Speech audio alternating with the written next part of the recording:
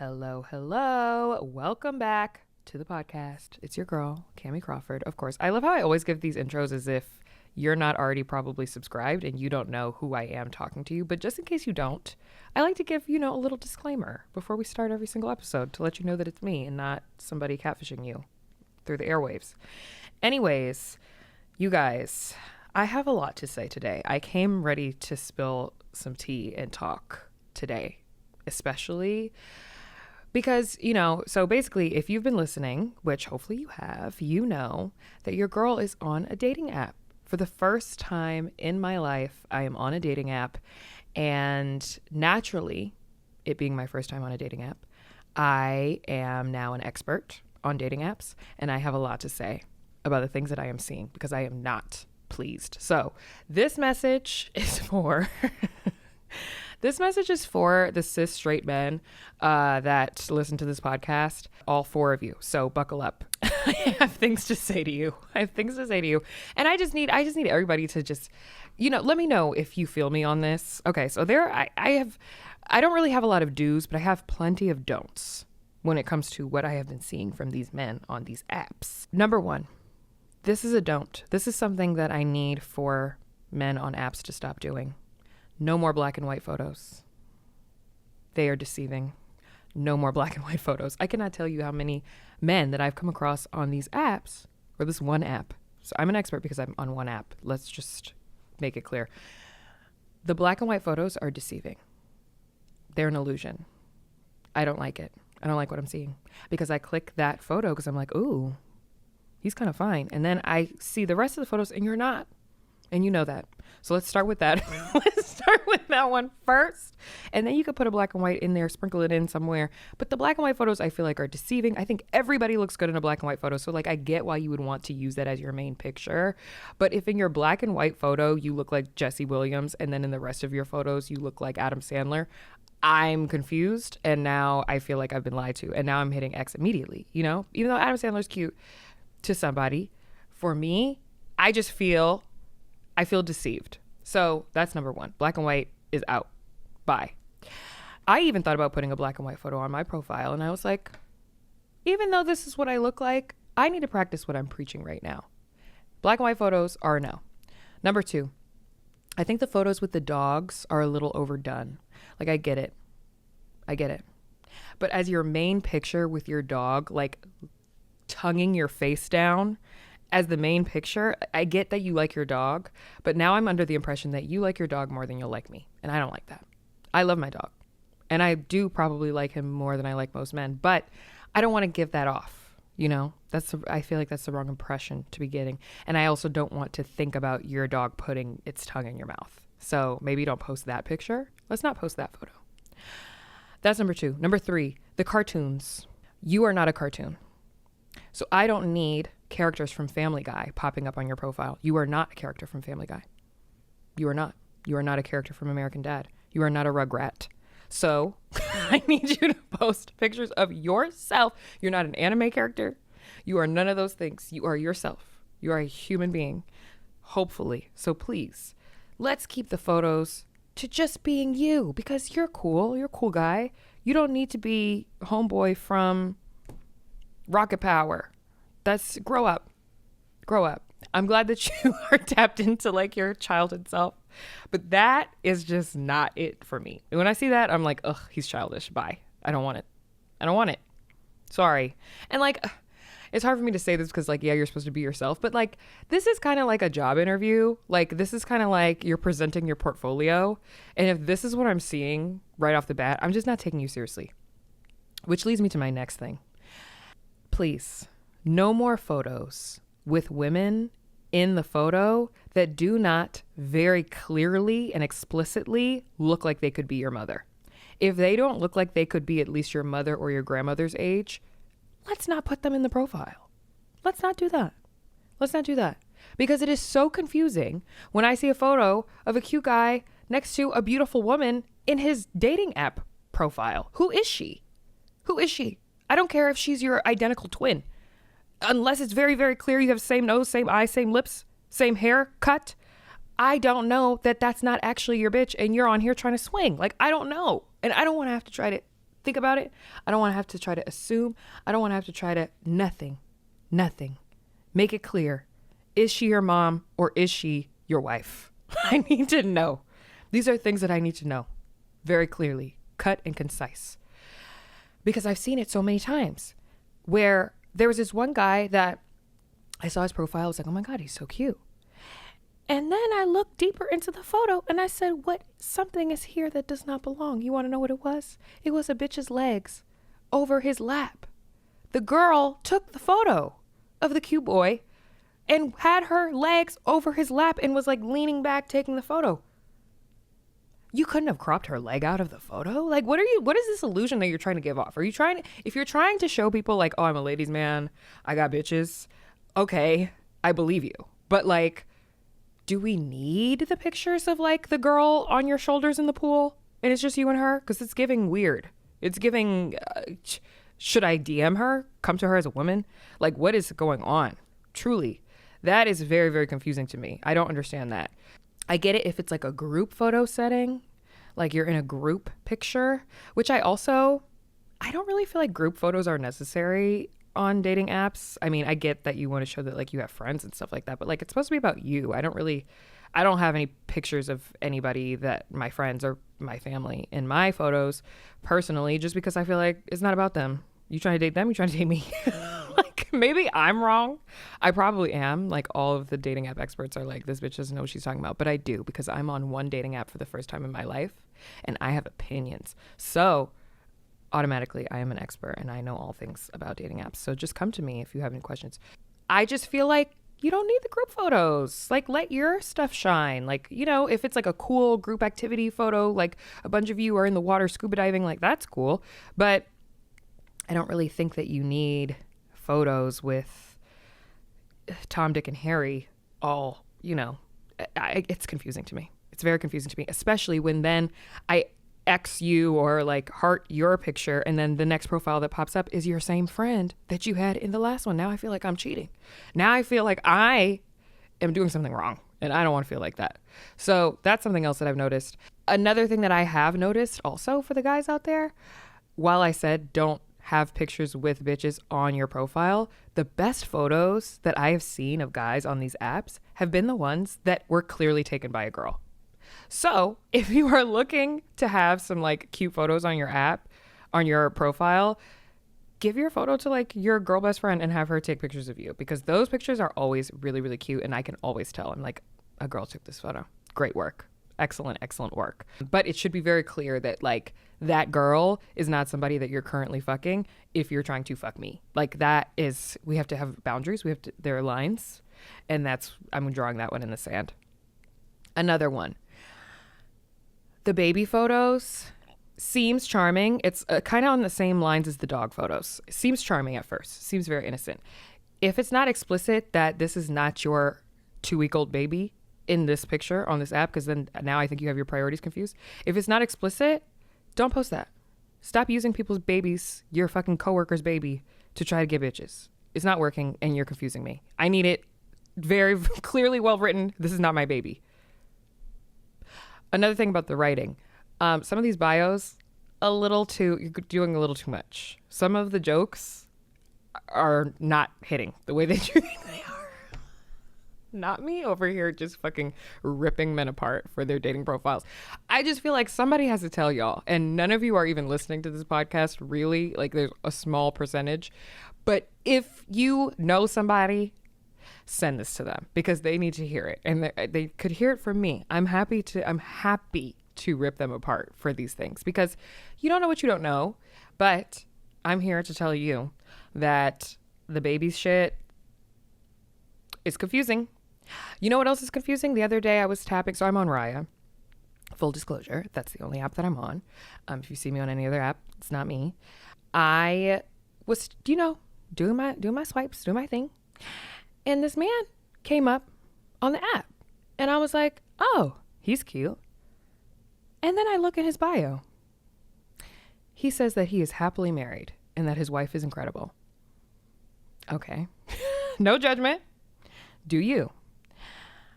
Of course, on Riot, well, not of course. If you don't know, on Riot, you have like a direct link to your Instagram. It's like a members only app for people, influencers, and people in industry, athletes, whatever. So I click on his Instagram, and all of the pictures on his profile are with his wife, kissing, making out on boats, very happily in love. What the fuck are you doing here? Why are you here? Who invited you? Why are you on this app? And it's not even like you were on the app already and then you got married and then you forgot to delete it. You are on this app telling everybody that you have a wife. What is going on? Like, I think some people use Raya, especially as like a networking tool. But I'm pretty sure you could just go to fucking Soho House, bro. Like, I'm pretty sure you could, like, there's something, Bumble BFF, I don't know, something else. I'm pretty sure there's something else out there for you for networking that's not this app. I don't know. Just an idea. I'm pretty sure. And if you are swinging and looking for, people to do that with, I'm sure there's also an app for that. But please do not subject me to photos of you and your wife on your 6th year anniversary trip to St. Bart's. I don't want to see it, personally. I would like to see it not on this app, preferably. I think those are all my notes for now. But when I have more, I will return. I will come back. But those are just like straight off the top, what I've just been thinking. And I had to get that shit off because I am confusion about a lot of the things that I am seeing. The music choices, they've been good. The music choices have been good because you can put a song on Raya. Even my sisters have been sending me like screenshots from people on Hinge, and some of the profiles are just like really scary. Really scary. And some people come off like way too strong or like too mean, or like they're like, I'm only looking for a woman who can cook and clean and make me a sandwich. It's like, okay, well, I'm going to need you to go back to 1950 and go fuck yourself, because that's not what we're doing right now. Like, who is doing that? Why are you putting like stipulations in your bio?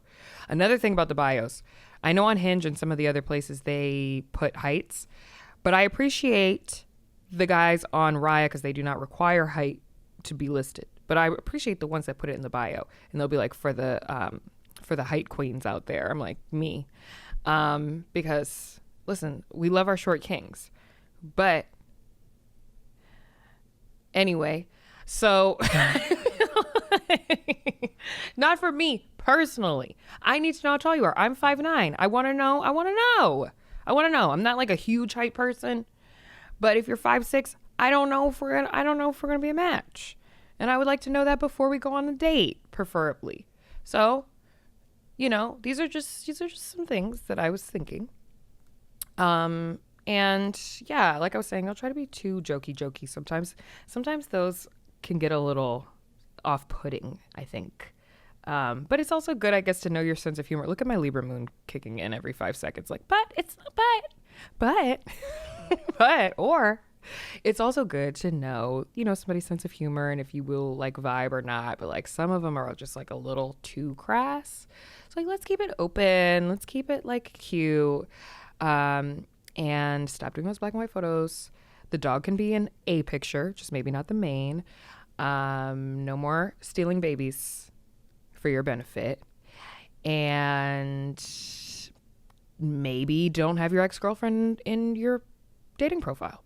Maybe not. I'm sure she's a great gal, but you're not with her now unless you're the guy that I could have matched with that has a wife.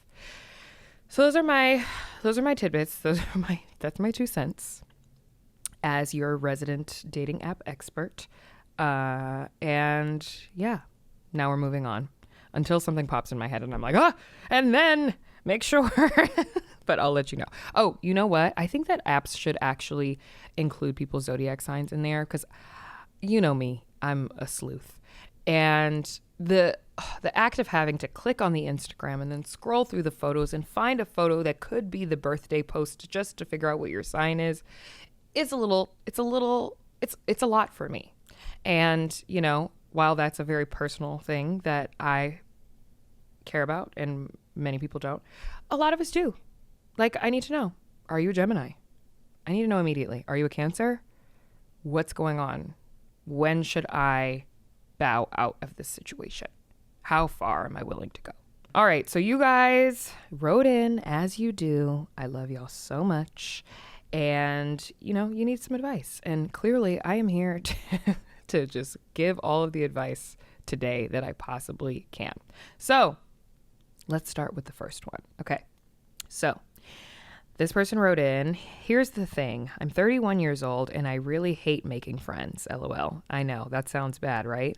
But ever since I could remember, I've always either had a best friend or a group of friends, and one thing would always lead to another, where one of them has hurt me, betrayed me, or we just grew apart. So I really don't have the energy to create new friendships. I'm also a low maintenance friend, so I don't have to talk to my friends every single day, and I'm A-okay. I really feel lonely at times though. Granted, I have a husband and my sister who's like my bestie for life, but in some way I feel out of place that I don't have a solid group of girlfriends. Like, I'll see a group of friends on Instagram or TikTok or even Insecure, and I'll get jealous that I don't have that. I just really don't have the energy to get hurt again. Is it me? First of all, it's not you. There are a lot of people who are dealing with this. I was talking to one of my sisters about this recently, actually, because I personally have had the same core group of friends for pretty much all my life. I have my best friend Fumi, who I've known since the 3rd grade. She just turned 30. Hey. She's been telling everybody she's 25 for the past 5 years, so I'm just proud to be able to say that she's 30 without her trying to punch me in the face. So Fumi, Jessie, who I've been friends with since high school, my friend Anj, and then I have, my cousins, and I have all my other friends that I've met kind of, throughout my life. As far as girlfriends, like, my friends that I've had for at least 10 years, a lot of them. And, the newer friends also play a huge role in my life. My friend Steph, too, who I've known for the past, 9 or 10 years. It's been a long time. Like, a lot of my friends I've had for a really, really long time. And I feel so lucky and blessed to have them in my life, because when I tell you that nothing could fucking operate in my life without them, nothing could operate without them. Like, I need my girls. I need my friends. And on top of my sisters, you guys know I have 5 sisters. And then I have my cousin Emily, who's like basically my sister, my second brain. And, I have other friends in my life too that I know that I can count on. But as far as like long friendships, I have some pretty long ones. And one of my sisters was saying that she doesn't feel like she has that because, for whatever reason, same things, like people change, people grow, whatever happens, like you may not have had that opportunity at that time to be able to cultivate those long friendships. And it happens. It happens. It doesn't mean that you are not a quality friend. It doesn't mean that you're not capable of having those kinds of friendships. It just means that whatever happened along the road, you didn't get that opportunity. But it doesn't mean that it's too late either, which is always the good thing. It's just really about opening yourself up, which is something that I've also had to learn because I have those long friendships. It's a lot harder for me to make new friends because I don't trust people the same way that I trust my friends from 10, 12 years ago. Like, so I get like your dilemma on the opposite side, because it makes it really hard for me to be able to make new friendships and like consider somebody to be like, oh, like this is my new bitch, like, because in the back of my mind I'm like, bitch, I don't really know you. You could be anybody. Like, you're not my best friend from the 3rd grade. Like, it's different sometimes when you have like equity with people, and then trying to make new equity with new people. It feels like new real estate. It feels like gentrification. It feels really, really awkward and strange. So I can understand your perspective, but on the opposite end of it, I think I would just try to see if there is any place that you can make new friends in a different environment that still feels very you. So this is what I was telling my sister. I was like, if you go to the same Pilates class every day at 9 a.m., you're probably going to run into the same people at the same class at that same time. Afterwards, if you vibe with anybody or like, like shit happens in the classes, maybe the teacher's being annoying, you tap the girl to the left of you and be like, bitch, you hear this bitch? She's getting on my nerves. Or it's hot as fuck in here. Like, something you can make conversation within the class. And then maybe afterwards you'd be like, I'm going to run next door and get like a smoothie. They have this really great one. Like, do you want to come? Or like, it could be just like that. Or if it's at work and you have a coworker that you think is cool, but you just don't know how to approach her about hanging out, you could be like, hey, like, I'm going to go run to Sweet Green and get a salad. Like, do you want to come with me? Or like, what were you thinking you want to get drinks after this? Like, it's been a really rough week for us, blah, blah, blah. Like, there are little things that you can do to put yourself in the position to make some new friendships. There's also Bumble BFF, which I've heard great things about, where, you know, you meet people who kind of are on the same vibe as you as far as what you like to do. There are workshops. If you go to like a pottery class, like, you're going to meet people that are into at least one of the same things as you. And there's chances are that you have a lot more to be able to bond about. So I just think sometimes like creating and establishing some sort of routine for yourself can help you meet people who are aligned in the same kind of ways that you are, mentally, spiritually, whatever it is. If you go to the same church, you know, every single service you go to the 11 a.m. service on a Saturday, you're probably going to run into the same kind of people. So make conversations, like open it up a little bit. I know if, you know, you say you're married, and I don't know if you have kids or anything like that, but when you're married, I feel like that person kind of becomes like your go-to best friend. So, and when you have sisters like I do, or family that you're really close to, that becomes more like your go-to person than a best friend would. But there's something to having a best friend that like you can talk shit about your sister with. Like, everybody needs somebody to be able to go and like vent to. Maybe you want to talk shit about your husband. You need a best friend. Like, it's fun to have some friends to be able to talk to. I also think I want to take back the word best friend, because not everybody has to be your best friend. Like, you can just have friends that are cool that you vibe with. But the whole best friend title, I feel like, not that it's a lot of pressure on the other person, but I feel, for me personally, it holds weight in my mind. Like, if I say somebody is my best friend, that's because I've known them since we were in tankinis. Like my best friend Fumi, who we met when we were in tankinis, limited to. Okay? If you don't know what a tankini is, don't worry about it. The past is in the past. We're not talking about those anymore. But yeah, I think that there's just like, there's a lot of pressure on the friendship thing, but I get why, because they say that like your best friend is more likely to outlive your significant other. So like cultivate some good relationships, because it's good too. I was watching this TikTok recently about, this girl was talking about friendships, and she was talking about girlfriends, and like, if you run into a girl, a lot of times, you know, pick me bitches, they be like, I hang out with the boys. I don't really get along with girls. I personally don't feel like that is a good thing. Like, you can hang out with the boys all you want, but to say I don't get along with girls tells me that it's actually probably something having to do with you.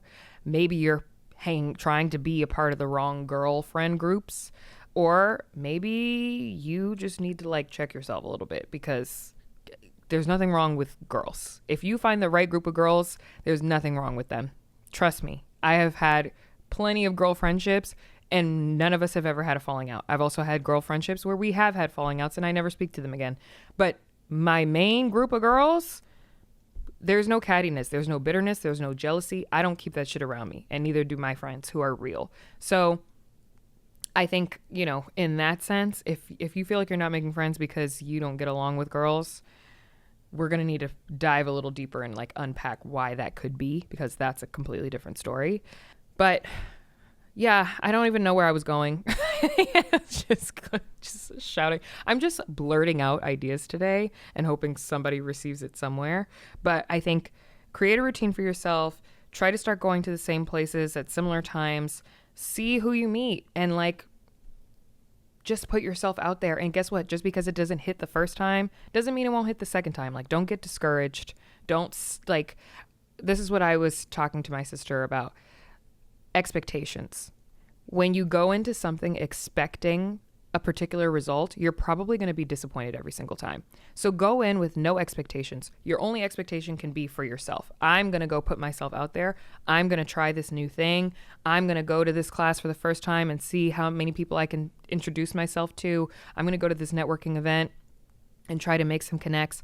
Like, that is the only expectation you can have. You cannot have expectations of what the environment is going to be like when you get there. You can't have expectations of the people that are going to be there, how they're going to react to you. You can only do what you can do for yourself. So I'm going to put myself out there, and regardless of what the outcome is, I'm proud of myself because I did that thing. So that's my advice. Like, don't have any like frame or mindset of like, I'm going to make 4 friends by the end of this week. Like, no, probably not going to fucking happen, because there's not that many great people out there. unless you run into me 4 times. We can be best friends 4 times. But like, that's not even realistic. Like, just give yourself the one task of going and trying something new this week or this weekend, because it's Friday. So try something new this weekend and be proud of yourself for that. But like, as far as the outcomes, it doesn't really fucking matter, because you already did the one thing that you needed to do, which was put yourself out there, and that's good enough. And whoever you meet, you meet. Because a lot of times when you have like expectations of how things are going to happen, it doesn't happen that way. And you don't need to be disappointed. You need to just keep moving in that energy. Okay, next one. Hello, besties. I would like to remain anonymous. I've been with my boyfriend for 3 years. My daughter just graduated and is about to go away to college. Yes, I'm a little older than you guys. Haha. We love it, girl. We love it. I'll be an empty nester and I'm ready to take our relationship to the next level, engagement/living together. He says he isn't ready, which makes me feel some type of way because I feel that after 3 years, a person should know. My question is, do I walk away? Do men have a different timeline? That's what he told me. Thank you for your time. Take care. You know, this one is kind of tough, but also not, because I'm going to talk to you how I feel now being single and having invested 5 years into a relationship that obviously ended. I feel like nobody needs that fucking long to figure out if you're the one. 3 years is a long time. So what is the confusion? What are you not ready for? What is your timeline? Like, what are the plans here? Like, these are conversations that need to be had after 3 years. These conversations need to be had. Where I'm at now, I feel within 6 months to a year, you should know. Hello. It's either a yes or a no. It's either a yes or a no. I'm either the one or I'm not. You're either the one or you're not. That's that. You don't need 3 years to figure that out. You can figure that out. I think that most men have that figured out within the first couple of dates. If you are the quality woman that they're looking for, like whatever their type is, or, you know, whatever, they have it pretty much figured out right off the bat. If you're just a fuck, they have that figured out immediately. They know. But if you are the type of woman that they would want to settle down with, they pretty much know that pretty soon into things. And, you know, as time goes on, obviously you create a deeper understanding for each other, a deeper love for each other, and you really, really get to know that person inside and out. But after a year, most people that I've known for about a year, I kind of know who the fuck they are. So after 3, I really know you. I really know you. Probably have smelled your morning breath. Like, I know you. We know each other. So there's no confusion about what this is or what this is going to be. In this situation, you're about to enter a new phase of your life where you have more free time than before because your daughter's leaving, and, you know, you can really spend your days doing you and like trying to figure out new things about yourself probably that you didn't realize before, which is also going to leave more time for dating and like being able to put yourself out there more and meet new people. So I don't know what's going on in his life, if it's like a financial thing or he wants to be more established, whatever. To me, honestly, I think that guys who are like, oh, I want to be more financially stable, I want to be more successful in my career, there's never going to be an end to that.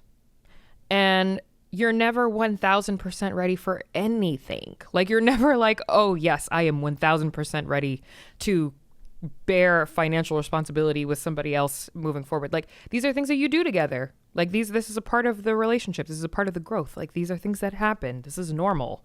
This is the normal trajectory of building something with someone. Now, if you're not ready to give up your independence to, you know, have to check in with somebody else full time as a married couple, if you're not ready to, you know, give up your independence of living on your own, if you're not ready to give up being selfish with your time, which there's nothing wrong with that, but if you're not ready for that, that's a completely different thing. And you have to be clear on that. And like, the person that you're dating has to be clear with you about what that is. So I don't know. I feel personally that sometimes, like in this situation, I think an ultimatum is appropriate, or not even an ultimatum. I would just be like, okay, well, that's you. But on the other hand, me, oh, I'm finna turn up. Like, I would be like, okay, you don't want to be married right now? Great. Let me know when you do, because I'm ready to be married. I am ready for this step in my life. I've already closed this one chapter. I'm a successful mom who has now just sent my daughter off to college, which also fucking bravo to you for doing that. I've done this thing. Now I'm looking to enhance my life in this way. This is the next thing that I'm looking to do. And if you're not ready to get on that fucking ship, the ship is sailing regardless. Okay? I don't know of a fucking plane that hasn't taken off because a bitch was at home still packing her suitcase and said, oh, sorry, JetBlue, I'm not ready. JetBlue is like, okay, bitch, come back tomorrow. Come back tomorrow at the same time. The plane is still taking off. Like, you can still go about your life and still do you. And whenever he's ready, he can circle the block. But if he's not and you're taken, then that's just too fucking bad. But I wouldn't sit around and wait 3 more years. Like, you have to take inventory also of how much time do you got? Like, how much time are you willing to spend here? I get, like, love is obviously a factor, but, like, how much time are you willing to spend on somebody that is not ready to spend the amount of time with you that you're ready to spend with them? Like, you know, you don't have to wait. That's just my opinion. That's just what I think. I don't know. It's up to you. Do you walk away? Maybe you don't have to fully walk away, but you should step to the side. I would definitely do a little side step and be like, oh, okay, well, I'm over here. Let me know when you're willing to join me. But I think another thing with men is that if you teach them that you will go back on your word, they will think that you will go back on your word every single time about the same thing. So you have to stand firm and like get with it or get lost sometimes with them. And I think this is one of those situations because you're clearly ready to level up and or just like next level your life, and he's not, and that's okay. But he has to know that there's a chance that he could possibly lose you in the process. So everybody has their own timeline. He's right about that. You definitely have your own timeline, but you might miss out along the way. Hey, Kamie, I have a question. My boyfriend of 4 years brought up to me the other day that he's thinking about getting a part-time job at a supplement store in our town. He says he will save money on supplements with the discount and it will be a little less of an expense. He's moving jobs and taking a pay cut, so he's thinking of extra income too. But the kicker is his ex-girlfriend is the store manager there and is there basically 6 days a week. Lord have mercy. Okay. I don't think I have any other option than to just accept it. I can't control what he does, but I'll feel uncomfortable in this situation. He dated her a little bit before we did, and they stayed, quote unquote, friends after. I have seen some of their texts from before we were together, and he was very much talking like he wanted more than just to be her friend. She broke up with him. I trust him. I am just worried that this will put an unnecessary strain on our relationship, a discount, and a tiny bit of extra money. Any advice is appreciated. Oh. Okay, so there's 2 things going on in my brain. Number 1 is if you trust someone, then you trust them. And whatever they do with that trust is really up to them. The other part of me is absolutely the fuck not. No, you need a fucking discount code. You better check online every single week when they have 10% off. For what supplements are they? I can make them at home. You don't even have to go. Like that's the other part of my brain. But let's go with the first part of my brain for a second. No, I think they're a little bit there's an overlap going on right now for both for both ideas. I hope that you have explicitly stated that you are uncomfortable with this situation, because that is an uncomfortable situation.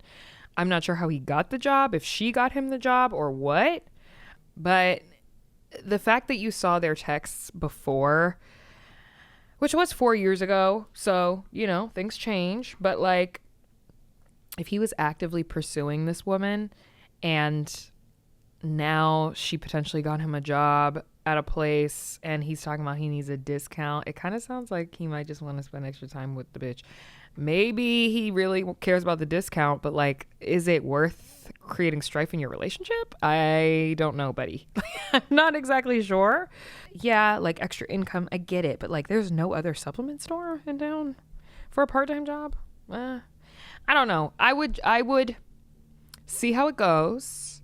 And I don't want to say to monitor it, because you shouldn't have to monitor the person that you're with. Like, if you trust them, you should not have to. I'm not fucking babysitting any man, period. So you shouldn't have to do those things.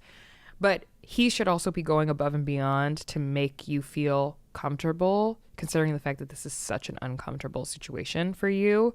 But I would make that explicitly clear to him that like you need to just have an open dialogue and just be like, listen, I know that you're doing this for this reason, and I can appreciate that, and I understand that.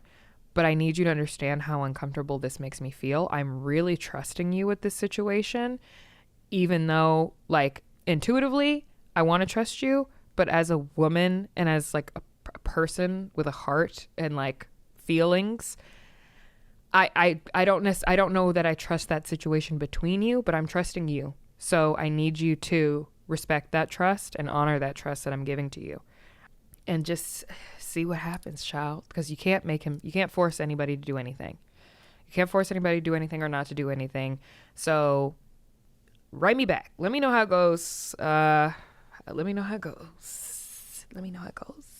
how you saw the text, though. Were you going through his phone? Yeah, you were. Yeah. It's okay. I want to tell you not to do that anymore, but then I kind of need you to like check in like 3 months and see if you've been texting the girl about anything other than vacation time. I need to know. But it's also like, who wants to do that? I don't even know, girl. I don't even know. You have to play that one by ear. Okay. Last question. Okay. Question. I need to break up with my therapist, but I don't know how. I started seeing her weekly a few months ago. I had this feeling like we don't really connect and our sessions sometimes feel weird. She's extremely nice, but I don't want to hurt her feelings. How do I tell her that I just don't think it's a good fit?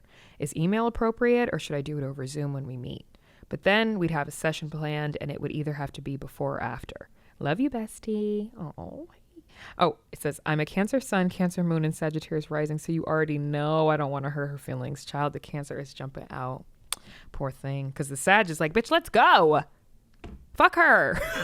The Cancer is like, but your feelings.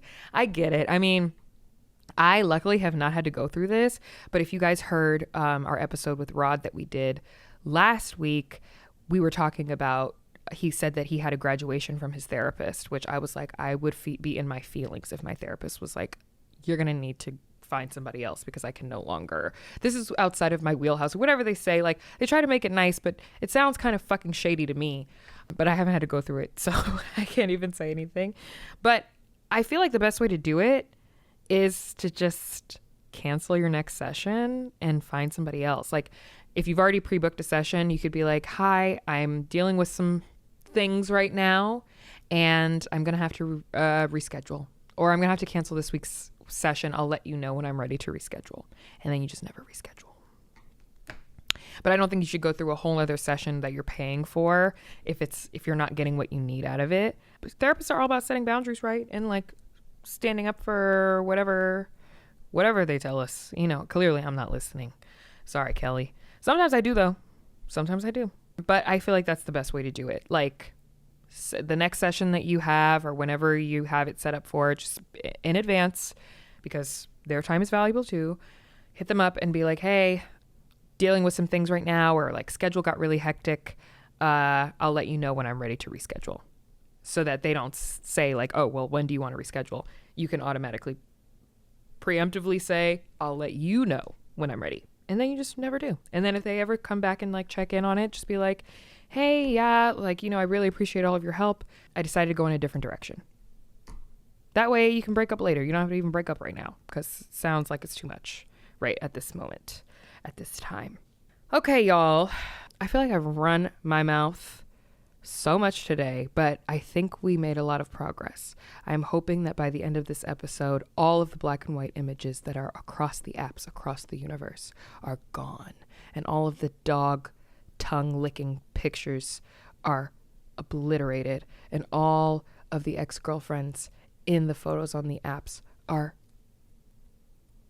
a thing of the past. I'm hoping that here on this day, we have made the changes that we need to see in the world. And I appreciate all of you for being here, for listening, for all of you who bought the fucking merch. Shout out to y'all, okay? We are adult sippy cupping all motherfucking summer long. We're putting rosé in that bitch, period. The hoodies, the tees, the hats. We have so much more to come, and we have so many ideas, bouncing around. And I'm so excited. I'm so grateful. So thank you. And we'll see you for the next one. Bye. I'm Kamie Crawford, host of the Relationshit podcast. Thank you so much for watching. If you like this video and want to see more videos, click below to subscribe and like this video for more Dear Media content. So shut up and listen.